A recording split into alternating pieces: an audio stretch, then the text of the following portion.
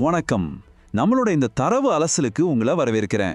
பல்லாயிரம் வருஷங்களா வெளி உலக தொடர்பே இல்லாம தனிமைப்படுத்தப்பட்ட சூழலை வாழறது உண்மையிலே சாத்தியமா? அப்படிப்பட்ட ஒரு எக்ஸ்ட்ரீமான சூழல் பழங்குடி மக்களோட வாழ்வியலையும் அவங்களோட சர்வைவலையும் எப்படி டிசைன் பண்ணுது? இந்த தனித்துவமான அமைப்புகள் நம்மளோட நவீன உலகத்தோடு மோதும்போது என்ன மாதிரியான பேரழிவுகள் நடக்குது? இதுக்கெல்லாம் மனிதகுலம் கொடுக்குற விலை என்ன? இது எல்லாம் ஒரு தடவியல் நிபுணரை போல, அதாவது ஒரு ஃபாரன்சிக் ஆந்த்ரோபாலஜிஸ்ட் மாதிரி இன்னைக்கு நாம ரொம்ப ஆழமா விசாரிக்க போறோம். சரி, வாங்க நேரடியா விஷயத்துக்குள்ள போயிடலாம்.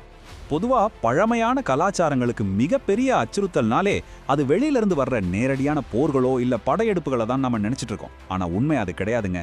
சர்க்கரை, மீடியா வெளிச்சம், அப்புறம் கட்டாய கலாச்சார திணிப்பு, இந்த மாதிரியான நம்ம நவீன உலகத்தோட விஷயங்கள்லாம் அவங்கள சத்தமே இல்லாம அழிச்சிருக்கு. பல நேரங்கள்ல வெளியாட்களை விட அந்த சமுதாயத்துக்கு உள்ளேயே ஏற்பட்ட சில மாற்றங்கள் தான் அவங்களுக்கு ஈடுகட்ட முடியாத மிகப்பெரிய சேதத்தை ஏற்படுத்தியிருக்கு. பாகம் 1, உள் அமைப்பு, அதுக்கான கொடூர விலை.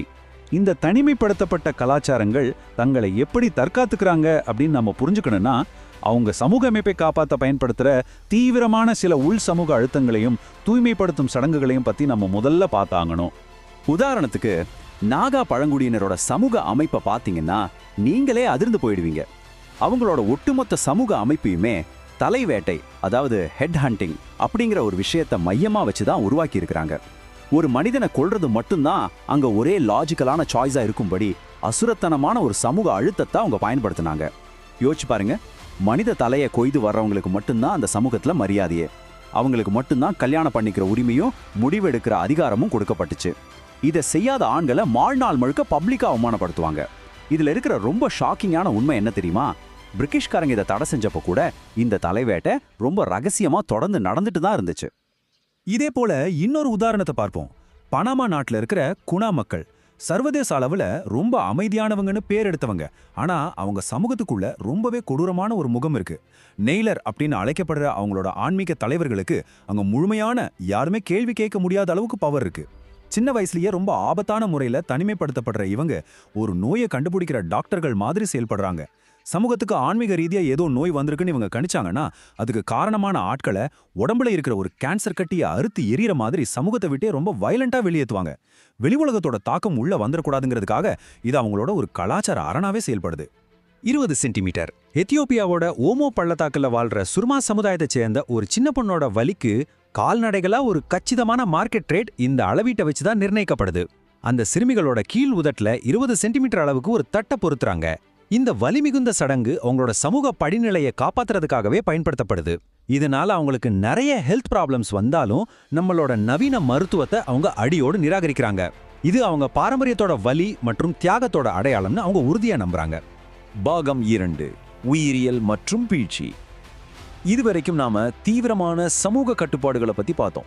இப்போ கடுமையான சுற்றுச்சூழல் அழுத்தங்களால மனித உடம்புலையும் மரபணுக்கள்லையும் ஏற்படுற எக்ஸ்ட்ரீமான பரிணாம வளர்ச்சியை பத்தி பார்க்க போறோம். இது உண்மையிலேயே உங்களை மெய்ச்சில் இருக்க வைக்க போற ஒரு சயின்ஸ் ஃபேக்ட். இன்யூட் மக்களோட வாழ்வியல்ல நடந்த ஒரு துயரமான முரண்பாட்டை நம்ம கண்டிப்பா கவனிச்சாகணும். ஆர்டிக் பகுதியோட உரைய வைக்கிற குளிரை தாங்கிறதுக்காக 100% இறைச்சி அப்புறம் கொழுப்பை செரிக்கக்கூடிய வகையிலையும், ரெஸ்ட் இருக்கிறப்ப கூட அதிக உடல் வெப்பத்தை உருவாக்குற வகையிலையும் அவங்களோட மரபணுக்களை இயற்கையாவே ரொம்ப சூப்பரா டிசைன் பண்ணி இருந்துச்சு. ஆனா உலகமயமாக்கலோட விளைவா என்னாச்சு தெரியுமா? அதே மரபணு அமைப்பு ஐரோப்பியர்கள் கொண்டு வந்த சுத்திகரிக்கப்பட்ட சர்க்கரையும் மதுவையும் செரிக்க முடியாம அவங்கள பெரும் ஆபத்துல தள்ளுச்சு. இந்த திடீர் உணவு பழக்க மாற்றம் அவங்களுக்கு உடல் பருமன், இதய நோய்கள்னு பல பிரச்சனைகளை ரொம்ப வேகமா கொண்டு வந்துருச்சு. இங்கதான் நாம ஒரு ஆழமான முரண்பாட்டை நோட் பண்ணணும். நாகா மக்களோட வீழ்ச்சி எப்படி நடந்துச்சு? பிரிட்டிஷார் போட்ட தடையால தங்களை அழிச்சுக்கிற அவங்களோட அந்த சமூக கட்டமைப்பு சீர்குலைஞ்சதால ஏற்பட்டுச்சு. ஆனா யுனைட் மக்களுக்கோ உலகளாவிய நவீன உணவுகளோட திடீர் என்ட்ரியால அவங்களோட அந்த பர்ஃபெக்டான உயிரியல் தகவமைப்பு முற்றிலுமா சிதைஞ்சு மாபெரும் வளர்சிதை மாற்ற வீழ்ச்சி ஏற்பட்டுச்சு. அதாவது ஒன்னு சடங்கு ரீதியான வீழ்ச்சி, இன்னொன்னு உயிரியல் வீழ்ச்சி. பாகம் 3, தொடர்பின் அதிர்ச்சிகள். பல நூற்றாண்டுகளா எந்த தொடர்பும் இல்லாம தனிமைப்பட்டு கிடந்த இந்த உலகங்களுக்குள்ள வெளியாட்களும் நம்மளோட நவீன உலகமயமாக்கலும் திடீர்னு நுழையும் போது ஏற்படுற அதிர்ச்சிகரமான விளைவுகளை நாம இப்போ கவனிக்க போறோம். ஒரு இன்வெஸ்டிகேட்டிவ் ஜேர்னலிஸ்ட் மாதிரி இந்த வரலாற்றை நாம இப்போ அணுகுவோம். 1961 மைக்கேல் ராக்ஃபெல்லர் அப்படிங்கிற அமெரிக்கர் நியூ கினியாவில் காணாம போனப்போ அவர் அஸ்மாட் மக்களோட தர்க்க ரீதியான ஆன்மீக கணக்கீட்டு முறைக்கு தான் பலியானார். அஸ்மாட் சமுதாயத்தில் ஒரு ரூல் இருக்கு. முதியவர்கள் அல்லாத வேறு யாருடைய மரணமுமே செய்வினையால் நடத்தப்பட்ட கொலையா தான் அவங்க பார்ப்பாங்க. அந்த சமயத்துல டச்சு போலீஸ்காரங்களால சில நாட்களுக்கு முன்பு அவங்க இனத்தை சேர்ந்தவங்க கொல்லப்பட்டதால அங்க ஒரு மாபெரும் ஆன்மீக கடன் உருவாகி இருந்துச்சு. அந்த இரத்த கடனை தீர்க்க அந்த பகுதிக்கு வந்த முதல் நபரா ராக்ஃபெல்லர் மாட்டிக்கிட்டார். அது ஒரு குருட்டுத்தனமான கொலையெல்லாம் கிடையாது, அவங்களோட ஆன்மீக கடனை தீர்க்கிற ஒரு பலி சடங்கு, அவ்வளோதான். தங்களையே அறியாமலேயே அந்த அமெரிக்க ராணுவ வீரர்கள் தங்களையே ஒரு கண்ணாடியில பார்த்துக்கிட்டு இருந்தாங்கன்னு தான் சொல்லணும். 2ஆம் உலகப் போரின் போது மெலனேஷியா தீவுகளில் இருக்கிற கார்கோகல்ஸ் மக்கள் மூங்கிலால விமானங்களை செஞ்சு மரத்தாலான ஹெட்ஃபோன்களை மாட்டிக்கிட்டு வெளி உலக பொருட்களை வரவழைக்க சடங்குகள் செய்யறத அமெரிக்க ராணுவத்தினர் பார்த்தாங்க. அதை பார்த்து அவங்க நிஜமாவே அதிர்ந்து போயிட்டாங்க. ஏன்னா அந்த தீவு மக்கள் தங்களோட பழமையான சடங்கு முறைகளை நவீன ராணுவ போக்குவரத்து முறைக்கேத்த மாதிரி ரொம்ப லாஜிக்கா பொருத்தி தங்களுக்கு தேவையான வளங்களை வரவழைக்க முடியும்னு முழுசா நம்பினாங்க. அடிப்படையில இது கலாச்சார புரிதல்ல ஏற்பட்ட ஒரு மாபெரும் பிழை. கலாச்சார அழிவோட வேகம் எவ்வளவு பயங்கரமானது தெரியுமா? யாலி மக்களோட 60,000 ஆண்டுகால தனிமை ஒரு பிரிட்டிஷ் ஆய்வாளரோட ஆவணப்பட வெளிப்பாட்டுக்கு பிறகு ஏறக்குறைய ஒரே ராத்திரியில அழிந்து போச்சு. புது சாலைகள் வழியா வந்த கொக்கோ கோலாவும் பதப்படுத்தப்பட்ட உணவுகளும் வெறும் 3 வருஷங்கள்ல அவங்களுக்கு டைப் 2 டயபெட்டிஸ், அதாவது நீரிழிவு நோயை கொண்டு வந்துச்சு. ஒரு காலத்துல கற்கால ஆயுதங்களை பயன்படுத்தின அந்த பழங்குடி போர் வீரர்கள் இன்னைக்கு நவீன துப்பாக்கிகளோட போராடிட்டு இருக்காங்க. நவீன தொடர்பு எவ்வளவு வேகமா ஒரு சமூகத்தை சிதைக்கும் அப்படிங்கிறதுக்கு இது ஒரு நேரடி சான்று. அரசியல் தலையீடுகளோட கொடூரமான மனித விலைய திபெத்திய காம்பா போர் வீரர்களோட வரலாறு நமக்கு தெளிவா உணர்த்துது. சீன ஆக்கிரமிப்பை எதிர்த்து போராட அமெரிக்காவோட CIA இவங்களுக்கு தீவிர பயிற்சி கொடுத்தாங்க. ஆனா 1972ல அமெரிக்கா சீன உறவுகள் நார்மல் ஆன உடனே அவங்க ஒரே இரவுல அப்படியே நடுத்தெருவுல கைவிடப்பட்டாங்க. தங்களோட கலாச்சாரத்தை காப்பாத்த ஆயுதம் ஏந்தின அவங்க 2 முறை பயன்படுத்தப்பட்டு 2 முறை கைவிடப்பட்டு கடைசியில குற்றவாளிகளா மாறினாங்க, அல்லது வரலாறுல காணாமலே போயிட்டாங்க. ரொம்ப சோகம் இல்லையா? பாகம் 4, மீறலின் தர்க்கம். இறுதியா உலகமயமாக்கலுக்கு எதிரான கடைசி தற்காப்பு வழிமுறைகளுக்கு நாம வந்திருக்கோம். கட்டாயமா வெளியுலகத்தோடு இணைக்கப்படுறதால ஏற்படுற துயரத்தையும் அதுக்கு நேர்மாறா தங்களை முழுமையா தனிமைப்படுத்துகிற சில சமூகங்களோட ஈவு இரக்கமற்ற லாஜிக்கையும் நாம எங்கே ஒப்பிட்டு பார்க்க போறோம். -50 டிகிரி செல்சியஸ். சுக்ஷி மக்கள் இந்த உறைய வைக்கிற குளிரை தாங்கி பிழைச்சதோட மட்டும் இல்லாம ரொம்ப தந்திரமான பயாலஜிக்கல் வார், அப்புறம் கூட்டா உயிரை மாய்த்துக்கிறது மாதிரியான அதி தீவிரமான தற்காப்பு செயல்கள் மூலமா அந்த ரஷ்ய பேரரசியை வீழ்த்தினாங்க.